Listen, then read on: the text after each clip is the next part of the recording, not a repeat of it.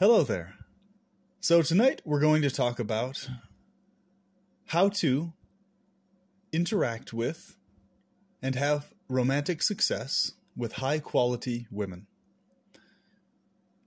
So this topic also applies to women finding high quality men, but this video is more specifically for men trying to find high quality women, because there are some nuances and slight differences in interaction, expectations, nature of conversational dynamic, etc., that are slightly different when it comes to the female seeking out and attracting a high quality man.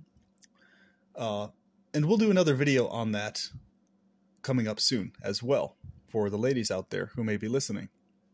So in my life personally, I experience a wonderful amount of success with very attractive, high quality women.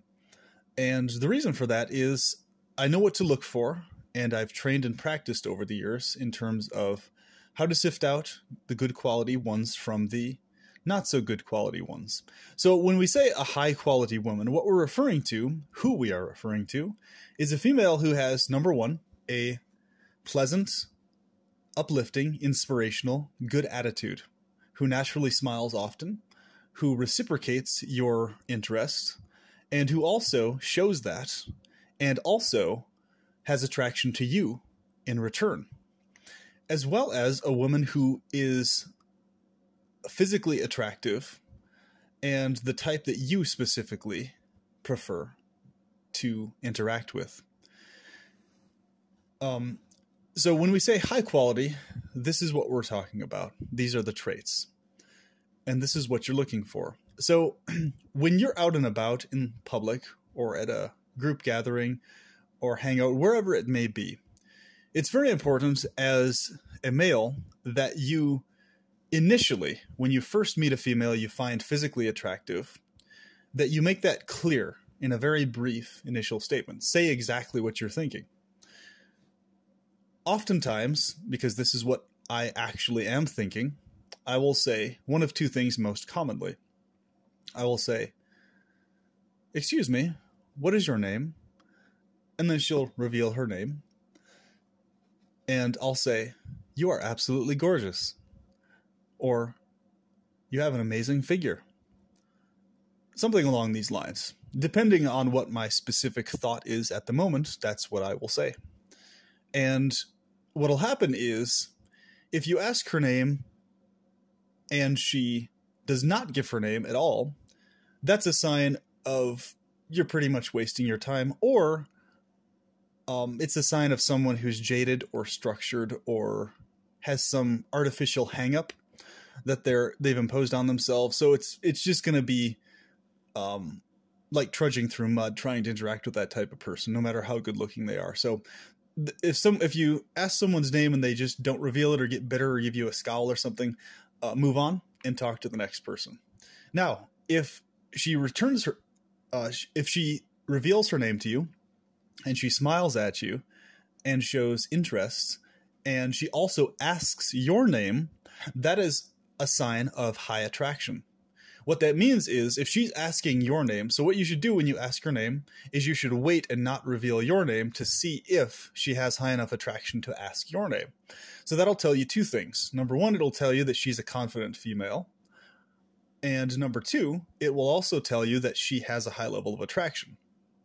The only time she won't ask your name is if she's extremely shy, and she may have high quality in other ways, but she may be super shy, or she may not really have a high level of attraction to you visually, right?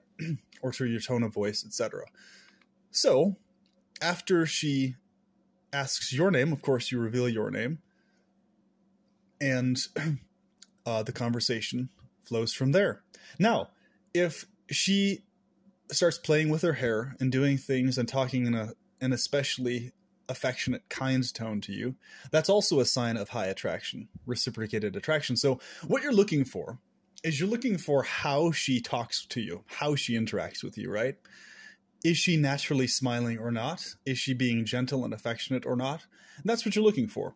And if she's being that way, then that means she's inviting you to approach. And what that means is that in that case, you, towards the end of a few exchanges of, conversation, you emphasize that you would love to meet up for a chat sometime, or however you want to word it. Normally, because that's what's on my mind, I like to talk to females for a while, and I like to, get to know them better. So what I'll normally say is, I'd love to meet up for a chat sometime. And then what happens is, when that occurs, you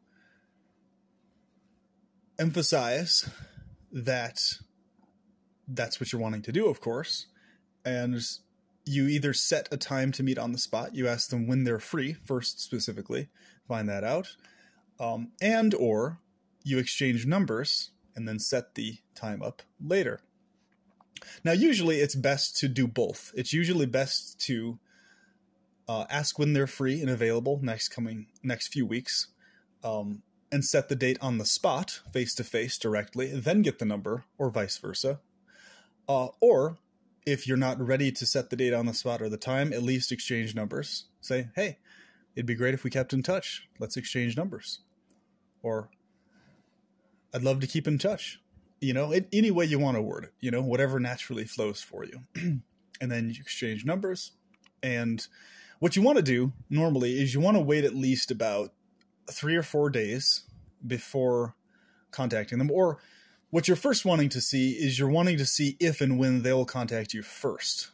So if they contact you first, that's a sign of high attraction also. And that's a good sign. That's what you're wanting to see. Now, sometimes if a female is especially shy or whatever, she'll wait for you to contact her first. But if that happens, you should do it maybe, 4 or 5 days in, thereabouts.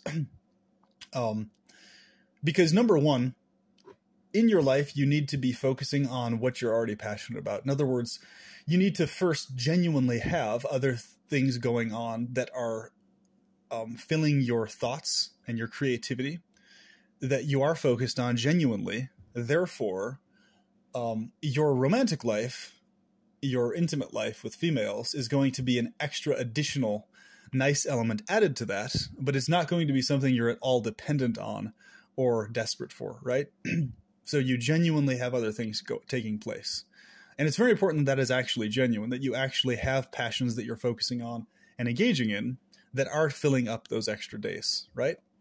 Now, this is extremely important, folks, and it's amazing. It's absolutely incredible how many men I've talked to who make a mistake on this and they do not follow through on this, no matter how many times they've heard or know about the importance of this. So the phone and texting are specifically for setting dates in person. They're not for chit-chatting or getting to know someone.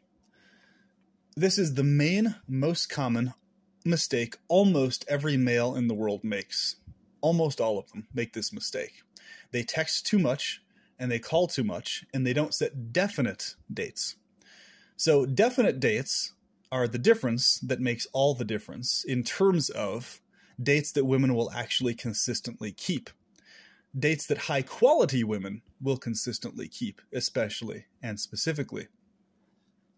So when you contact them, you emphasize, so when are you free to get together? When are you free this next week? What's your schedule looking like this next week? You wait for the response.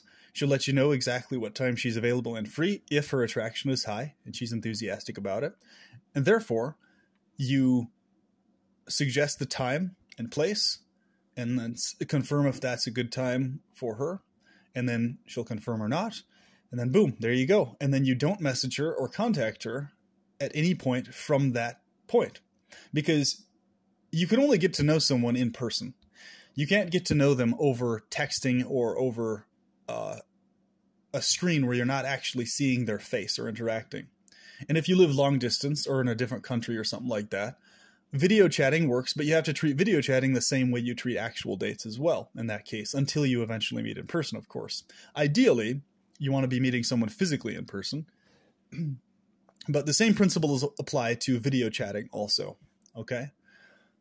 So do keep this in mind. If it's a long distance relationship, it'll eventually become close distance, but you have to treat video chats the way you treat physical dates. Okay, so same principle.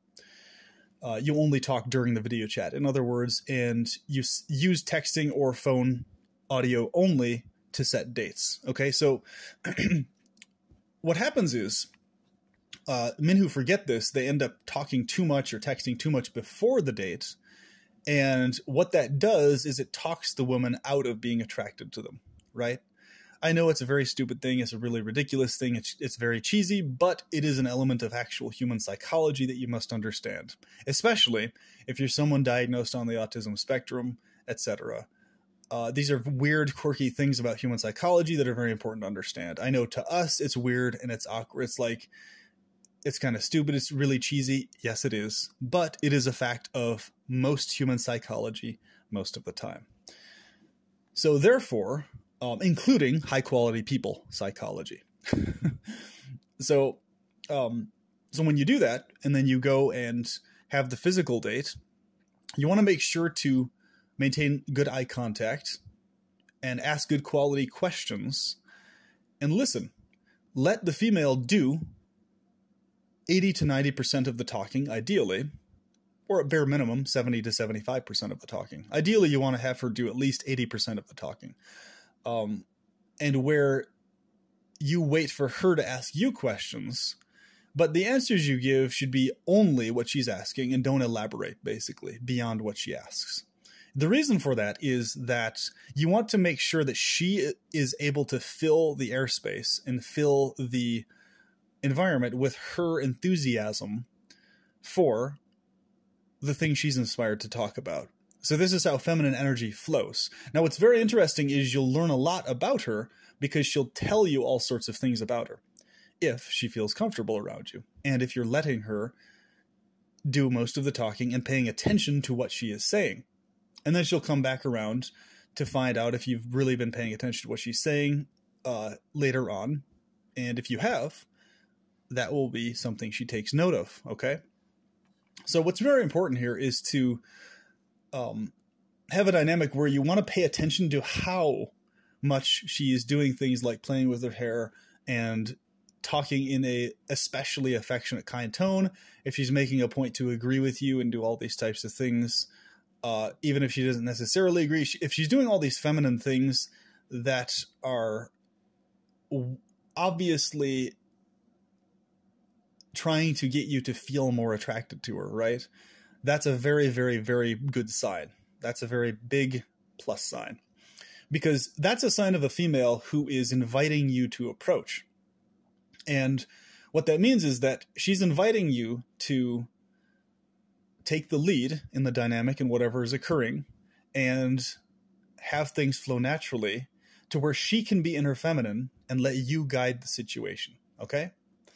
And then later on, towards the end of the date, what you want to look for is you want to look into her eyes and then at her lips, back to her eyes again.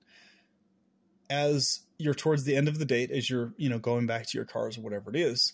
And you want to specifically pay attention to if her eyes at any point go towards your lips, kiss her directly and do not hesitate on this, because this is going to tell you many things. If she reciprocates your kiss, that means she's a female who is open, available, and enthusiastic. These three. And she does not have emotional hangups. Number 4. That's what you want to look for, because that's the type of female who a dynamic with is going to be flowing and easygoing and stress-free. It's going to be full of smooth joy and upliftment for you.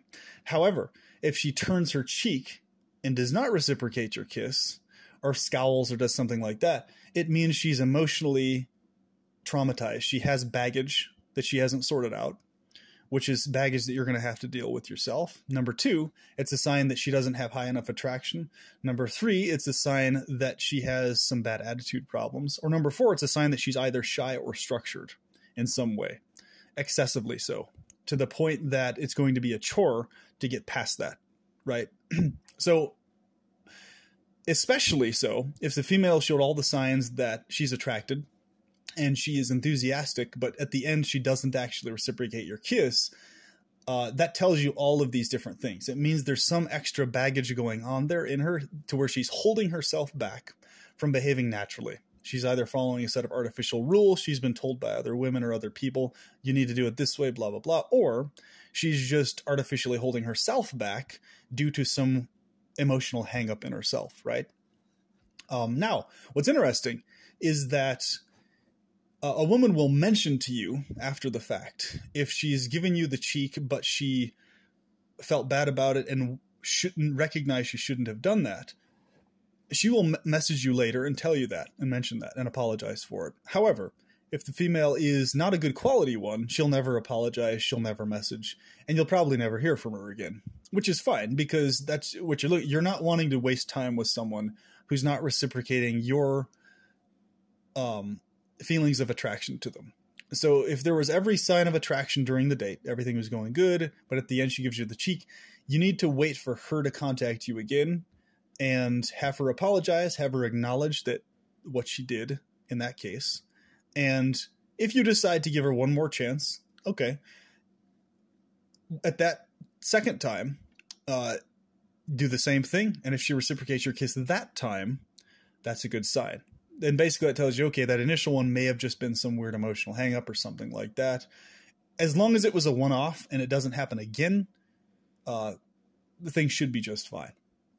Now, what's interesting is that the KISS test has all those significances to it. And going forward from that, you basically will, from that point, have a dynamic where it's very clear that you're in a dating dynamic and it is not a platonic dynamic. Okay? So the first initial meeting, it is a romantic interaction, but it's basically where you're establishing that emotional romantic connection from her end towards you, right? That's what's happening, right? And reciprocating that. So once that's established, then that the dynamic is specifically a dating one from that point. Whether that's spoken or said or anything or not, it's irrelevant. The point is that's what the dynamic is, okay? Now, until the female specifically requests or mentions to you, do you want to be exclusive? Or would you like to be my boyfriend? Or can I be your girlfriend or something like that? Until she specifically mentions that, it has not moved past or beyond or outside the dating phase, whether you've had intercourse or not, or whether that's happened. So the female has to be the one to declare or bring up anything to do with girlfriends, anything like that. Girlfriends, dynamic, or being exclusive or anything. And of course, at that point, you have the ability to declare what you prefer. Personally, I prefer to keep things in a casual dating dynamic perpetually, and I prefer to maintain open relationships, polyamory, etc., because that's where I feel the happiest. But it's up to you. If your thing is monogamy and that's what you're looking for, then you can agree to being monogamous at that point. However, make sure as the male that you're never the one that brings up anything to do with being exclusive or anything like that. And also, it's very important to remember that she needs to be the one that says, I love you first. This is very, very, very important because there's a very weird thing about female psychology that they put a lot more weight into the words I love you than guys do, in the sense that guys, when we say it, we may mean it, but there's many layers more to what that means in a female's mind than it does in a man's mind, okay, when it's said. To the point where if you say it as the guy first, there's all sorts of layers of things that evoke in a female's mind that may incline her to think you're needy, desperate, or clingy or whatever, or jumping the gun or something like that. And this is pretty much all women across the board, whether they're high quality or not, unless they're purposely going out of their way to have you be the one that says, I love you first, which has happened in certain cases. I've encountered that before. It can happen sometimes, but she'll mention that to you specifically. And somehow if it happens later on where you say, I love you, even in a casual context where you're saying other stuff and you're just, oh, I'm having such a great time, I love you, and you just move on to something else. It's like you say it like in some innocuous way, then you'll notice she'll like magnetically hone in on the fact, what did you just say? Did you say that? And then she'll make this big deal about it, right? That's in the case if she's specifically been waiting for you to do it. And basically in that case, you'll just have said it accidentally and you wouldn't have even thought twice about it, So unless that's specifically the case, what you should do is make a point to not ever purposefully say it at any point. Make sure to let her be the one to say it. Okay. It makes a big, massive difference. And it's very interesting because I've run into very, very bizarre cases where I've actually literally accidentally said, I love you in like an innocuous, casual way. But what's interesting is in those cases, it exposed a bad quality female, whereas it was like, I literally didn't even mean it in any like, it was just like you would say to somebody you're hanging out with casually, just say, oh, I love you, you know, but you don't mean it in like some gushy mushy, like that kind of way. Right. But even accidentally saying it, it's happened to me before. Like the chick totally froze up and it was really weird from that point on. It was just, and what was interesting to me was I knew exactly what was going on psychologically, but it wasn't a reflection of my actual internal state. That's what the funny part about it was. But it's a lot. The females put a lot of weight into those 3 words, folks. Big deal. A lot of weight into them. So just remember that as a guy. Okay. Now, this is very important. If you don't end up kissing or going for the kiss on the first date, or if she doesn't ever look at your lips, doesn't work out, you're still okay, as long as, this is very important, at the very latest, you need to make sure at the end of the second date, at the absolute latest, that's when you do go for the kiss. You must not wait any longer than the end of the second date, okay? At the very latest, the end of the second date. Ideally, the end of the first date, but sometimes it doesn't work out that way. As long as you did everything else correctly, you expressed your masculinity, you had things flowing properly, etc., then you're going to be just fine. You're still in the water. You're still good. If you did everything else right and you didn't go for the kiss at the end, it's better to, but if you don't, everything's not completely screwed. Okay. Especially if she shares high attraction and she's a good quality female, it's not going to phase her one way or the other, but you have to do it at the end of the second. This is very important because it's going to tell you a lot of things you need to know. Okay. Now, what's really intriguing to me about this is the fact that these little details, they're things that make such a massive difference. They really, really are, in terms of any dynamic that goes on between men and women that has to do with any type of romantic attraction, right? Or sexual attraction of any kind. And it's amazing how much these things make such a big difference. It really is. You wouldn't like... Psychologically, it's like, wow, that's kind of crazy, isn't it? Yeah, it is pretty amazing how significant these things are, you know? So, and just remember that you want to consistently and continually use the texting and the phone calls for specifically setting the next physical in-person date. Do not use them for chit-chatting. If you use them for any kind of chit-chatting, keep it very, very brief, very short, just maybe a few minutes max. That's it. No more than a few minutes, and then immediately get around to setting the next in-person date. And emphasize your desire and interest to see her in person. You're right. And don't go overboard about it. But the point is, if she asks or whatever, why don't you talk more of this or that? You know, if she's a big talker type person, just emphasize you want to see her in person. You want to talk in person with her, right? You want to see her sexy body. You want to see her sexy lips moving, etc. All that type of stuff, right? And when you say this, you want to actually mean it, what you're saying. These aren't just techniques you're using. They're things you're actually meaning. You do actually want to see her in person. You actually do want to interact with her face to face and not over the phone. You know, you want to be in her presence versus just, you know, via using a device, not seeing her face, right? That's what you want to genuinely actually be focused on and wanting, because that's what's going to get you to continually be able to keep in the practice of how to interact with high quality women.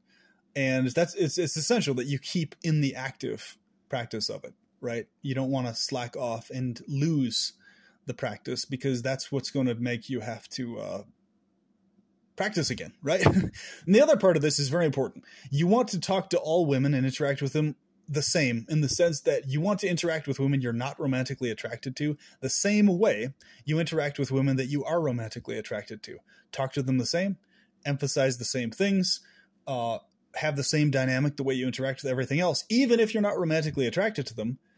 And the reason for that is it keeps you in the practice for the women you are romantically attracted to where your behavior and talking will be natural in those cases and not something you have to muster up the guts to do in the spur of the moment, because by that time you'll notice, if you haven't been in the practice of talking to all women the same, then you'll get hung up, you'll blush, and you'll get stuck up, and you'll freeze up basically when you need to actually talk to the women you're actually the most attracted to. So you need to keep in the practice. And what's interesting is that it'll ensure that every female that's even like so-so or you find decently attractive will reciprocate with you if they're a high quality female and they share interest in you. They'll make it very clear that they share that interest, and you'll have many more romantic prospects available to you by doing this versus not. Okay. So it's a win-win situation any way you look at it.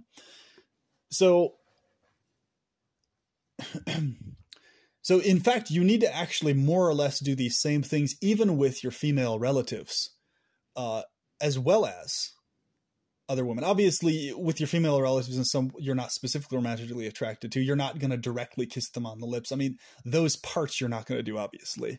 Just use common sense, right? The other things, though, in terms of emphasizing attractiveness and all this, yes, those you still want to do, including with your female relatives. Emphasizing they look good and what they're wearing and all this stuff. That stuff you do want to do and mean it, right?